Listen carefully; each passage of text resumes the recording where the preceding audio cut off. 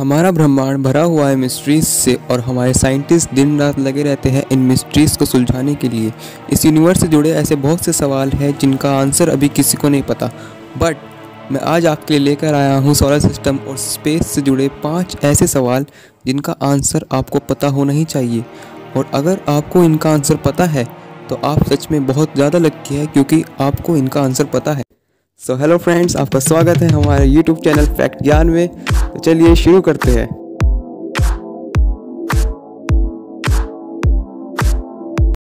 Number 1, discovery of black hole. दोस्तों, black hole की discovery हमारे एस्ट्रोनॉमी की दुनिया में एक बहुत बड़ा अचीवमेंट है।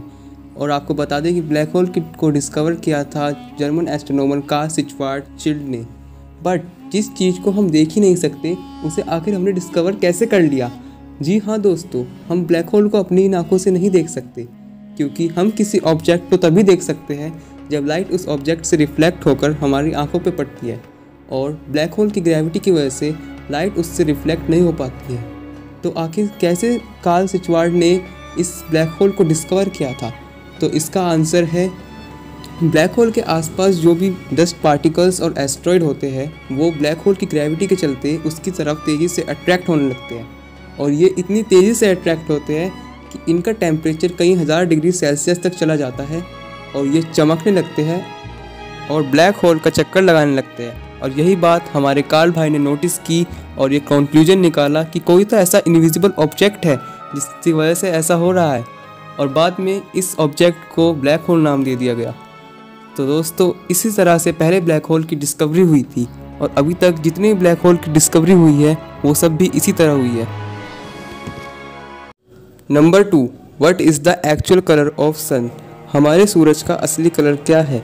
दोस्तों, हमें अपना सूरज सुबह और शाम को लाल दिखाई देता है, वहीं दोपहर के समय ये हल्का पीला दिखता है।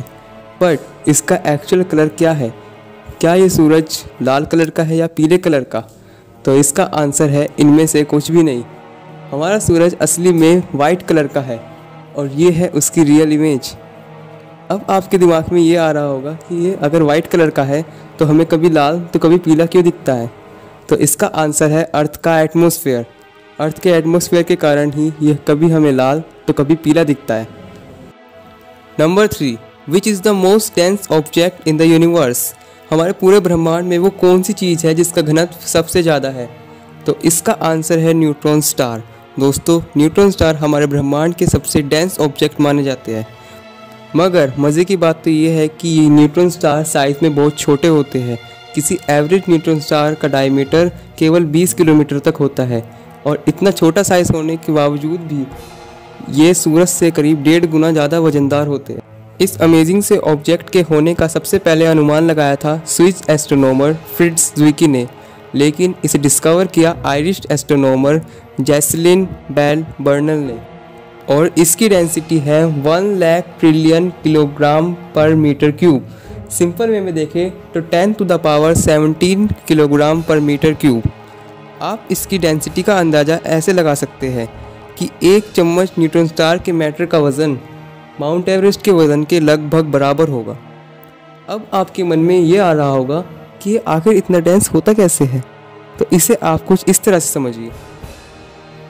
जब कोई मीडियम साइज़ का तारा एक्सप्लोड होता है, जिसे सुपरनोवा एक्सप्लोजन कहते हैं, तो इस एक्सप्लोजन के चलते उस तारे का सारा मैटर स्पेस में नहीं बिखरता है, बल्कि स्टार का जो कोर होता है वो आपस में कोलैप्स करके एक कॉम्पैक्ट सा ऑब्जेक्ट बना लेता है।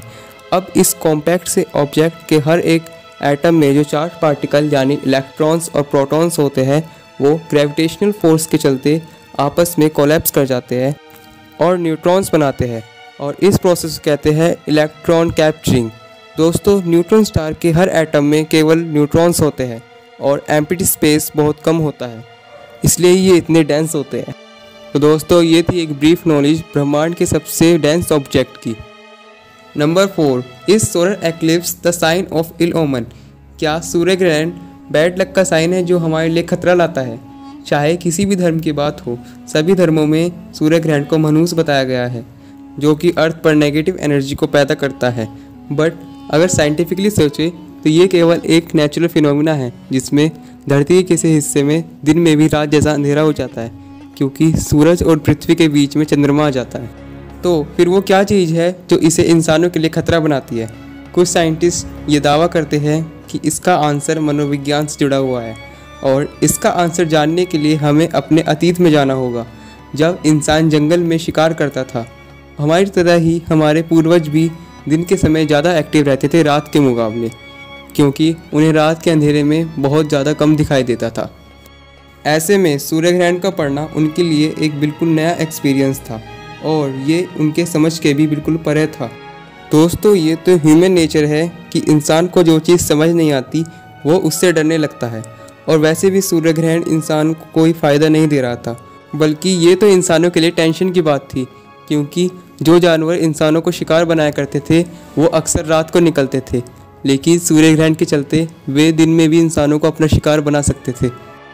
तो इन सब चीज़ों के चलते इंसान के मन में सूर्य ग्रहण के प्रति एक तरह का डर पैदा हो गया, और जैसे जैसे इंसान और समझदार होता चला गया, उसने सूर्य ग्रहण के बारे में डिफरेंट स्टोरीज़ बनाना शुरू कर दिया, और आज भी लोग इन स्टोरीज़ को फॉलो करते हैं। तो दोस्तों, ये भी एक रीज़न हो सकता है सूर्य ग्रहण के इल ओमेन होने का, बट आपको बता दें कि ये केवल एक थ्योरी है। इसका मतलब ज़रूरी नहीं है कि यही एग्जैक्ट रीज़न हो। Number 5, which man made object is farthest from the earth. दोस्तों, अलग अलग देशों की स्पेस एजेंसी स्पेस में सैटेलाइट्स और स्पेस क्राफ्ट भेजते ही रहते हैं, और अभी भी सैकड़ों सैटेलाइट्स अर्थ को ऑर्बिट कर रहे हैं।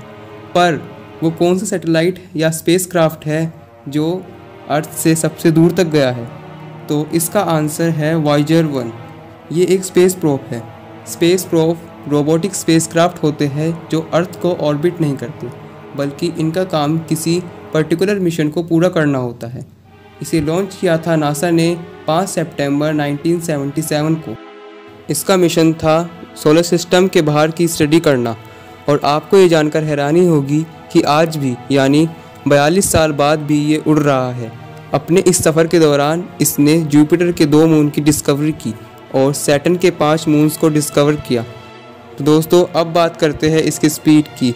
तो ये करीब 17 किलोमीटर प्रति सेकंड की स्पीड से उड़ रहा है, और अभी धरती से 22.2 बिलियन किलोमीटर की दूरी पर है। पर ये ज़्यादा देर तक नहीं उड़ पाएगा। साइंटिस्ट के हिसाब से इसका फ्यूल 2025 तक ख़त्म हो जाएगा, और वॉयेजर 1 की सुहावना सफ़र वही ख़त्म हो जाएगा।